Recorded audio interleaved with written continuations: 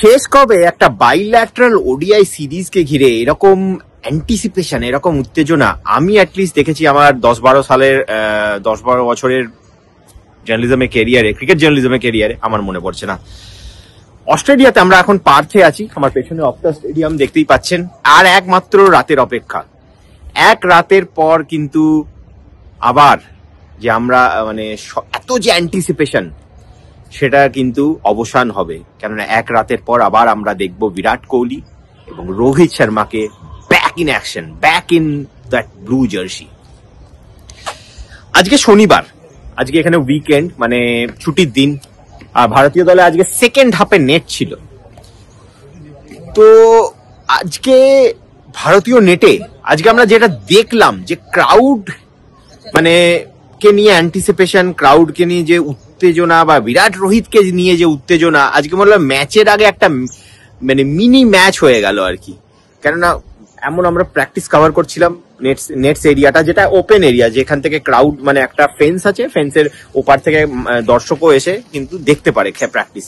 সেখানে প্রচুর দর্শক এসছিল প্র্যাকটিস দেখতে, এবং তারা কিন্তু রোহিত এবং বিরাট সব থেকে বেশি অ্যান্টিসিপেশন তাদেরকে নিয়েছিল সবসময়। বিরাট কোহলি চিয়ার চলছে ওখানে, রোহিত ভাই, রোহিতকে নিয়ে সমস্ত ইন্ডিয়ান ক্রিকেটার, আমি বলবো যে সমস্ত ইন্ডিয়ান ক্রিকেটার কিন্তু এবারে এই ট্যুরে এখনো পর্যন্ত আমরা যেটা দেখছি অস্ট্রেলিয়া আসার পর থেকে, ফ্যানদেরকে কিন্তু যথেষ্ট সময় দিচ্ছে, যতটা পারা যায়, স্পেশালি বিরাট এবং রোহিত, যতটা পারা যায়। এবার অবভিয়াসলি যদি 1000 জন লোক দাঁড়িয়ে থাকে, সেখানে 1000 জন লোককে তো অটোগ্রাফ বা সেলফি দেওয়া সম্ভব নয়, কিন্তু যতটা পারা যায় হিউম্যানলি পসিবল ততটা কিন্তু তারা করছেন।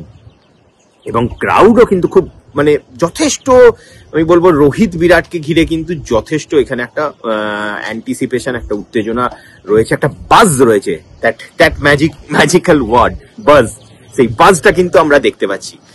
এবং কালকের ম্যাচ, যদিও কালকের ম্যাচে কিন্তু এখনো বৃষ্টির একটা মানে পূর্বাভাস রয়েছে, সকালের দিকে কিন্তু 40 থেকে 50% চান্সেস অফ রেইন আছে। আজকেও ওয়েদার কিন্তু আমরা we have been pretty lucky with the weather, কারণ আজকেও বৃষ্টি হওয়ার সম্ভাবনা ছিল। ভারতীয় দলের প্র্যাকটিসের সময় হালকা একটা ঝিরঝিরে বৃষ্টি হয়েছে, মানে তাতে কোনো প্র্যাকটিসের কোনো ক্ষতি হয়নি, কিন্তু একটা বৃষ্টি হয়েছে, যে মানে বৃষ্টি যে জানান দিয়ে গেল যে আমি আছি।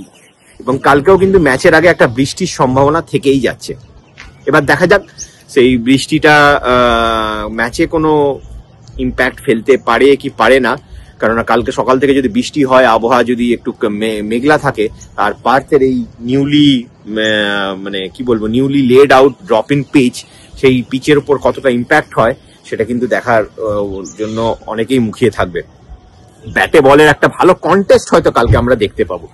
যাই হোক, প্লেইং 11-এর যদি কথা বলি, প্লেইং 11-এ আমার মনে হচ্ছে আবার ওই সেই কুলদীপ বনাম ওয়াশিংটন সুন্দর, এই ডিবেটটা কিন্তু আমার মনে হচ্ছে আবার হতে চলেছে।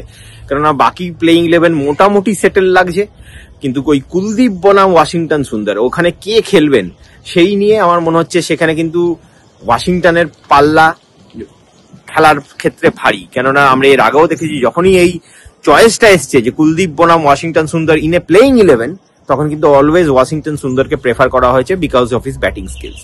বাকি মোটামুটি বাকি টিম নিয়ে তেমন কোনো সন্দেহের অবকাশ নেই আমার, যেটা পার্সোনালি মনে হয়। হর্ষিত রানাকেও খেলানো হবে, মোহাম্মদ সিরাজকেও খেলানো হবে, প্রসিদ্ধ কৃষ্ণা, 3টে পেসার, তার সাথে ওয়াশি এবং অক্ষর এবং NKR, 3টে অলরাউন্ডার, এবং বাকি ব্যাটিং লাইন আপটা তো আপনারা জানেনই, রোহিত, তার সাথে গিল, 3 নম্বরে বিরাট, 4-এ হচ্ছে আমাদের শ্রেয়স, 5-এ KL। এই হচ্ছে মোটামুটি আমার যেটা মনে হচ্ছে যে এই লাইন আপ নিয়ে কালকে ভারত নামবে। আর সব মিলিয়ে বেশ জমজমাট ব্যাপার। তো কালকে ম্যাচের আগে কিন্তু যদি সকাল থেকে বৃষ্টি হয়, সেটাও সেই আপডেট, বা কালকের ম্যাচ নিয়ে সমস্ত আপডেট, ম্যাচের পরে, ম্যাচের এখানে ম্যাচ ঘিরে যথেষ্ট উত্তেজনা রয়েছে। 45,000-এর capacity, almost ticket sold out, 1,000-1,500 মতো টিকিট পড়ে আছে, তো অলমোস্ট টিকিটই সোল্ড আউট। তো সব মিলিয়ে একটা পার্থ কিন্তু একটা ছোট্ট স্লিপি লিটল টাউন পার্থ, কিন্তু এই পার্টিকুলার ম্যাচটা ঘিরে I think the town has ওয়েকেন up. So I think আমার মনে হচ্ছে খুব একটা জমজমাট ম্যাচ কালকে হতে চলেছে। তো ম্যাচ রিলেটেড সমস্ত আপডেট নিয়ে আমি আবার আপনাদের সঙ্গে আসবো রেস স্পোর্টসের পর মঞ্চে। দেখতে থাকুন, সঙ্গে থাকুন। রেস স্পোর্টসের জন্য অপটা স্টেডিয়াম থেকে আমি সন্দীপন ব্যানার্জি।